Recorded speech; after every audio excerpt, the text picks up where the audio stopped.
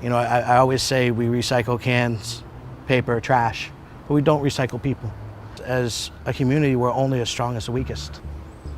My name is Daniel Cordone. I was the founder of the Transitional Employment Program for Haley House, located in Boston. For me, it was about creating that benchmark of lowering the recidivism rate to almost eradicating it, and doing that through investing in people. My name is Jerome Pitts. I was released from prison December 8, 2016, and I'm the TEP manager at Haley House. TEP is a transitional employment program geared for helping men and women who are re-entering society from incarceration. We have life skills, financial literacy, path of freedom, and it talks about that, what we all have in common and some of the things that may be lacking because some men and women have been gone for as little as 2 to 3 years, up to 25. And a lot of the world has changed by then. The tone of the conversation is slightly different than what you would find with most organizations. It wasn't, hey, we have services, we want to help you.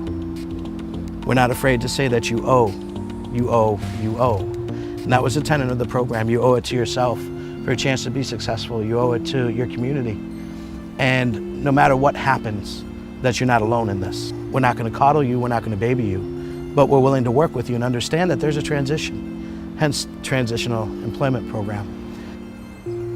We underwrote the program through wholesale of cookies at local colleges and universities.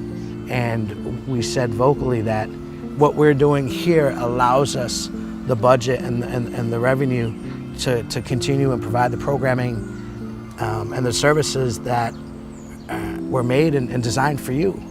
So there was ownership in that. Haley House has an account with Boston College where every Monday we do from, I'd say, maybe 600 cookies all the way up to 1,000. We like to use that as a chance for men and women to discuss anything that they're going through. You know, there's a lot that happens when you're incarcerated. You know, you've hurt people, you've obviously hurt yourself, you miss family, family members miss you, and it can be hard to navigate once it's right there. And we encourage people to talk about that and learn to lean on each other and grow. No one's judging you about what you have done or the fact that, you know, you were incarcerated. It's all about what you can do now and what you want to do in the future. And they give you a chance to do that. By making people accountable, making people aware of their role in whatever the community creates, you know, whether good or bad. People in my community, black men and women, make up about 14% of the population in the United States. We make up over 70% of the prison population. And it's a passion for me to look at some of the men and women who have been incarcerated for whatever reason, you know, has turned that into a pillar of the community. To have these stories become powerful, they become what's needed, I think, for change. The Transitional Employment Program at its core is really about concern and care and presence. It's something that can be replicated anywhere. It just requires that investment, that time, the decision for a community to say that we're going to own everyone and that we're going to work and walk with everyone. None of the issues that we face today happened overnight, and none of them happened at the expense of one person or by the work of one person.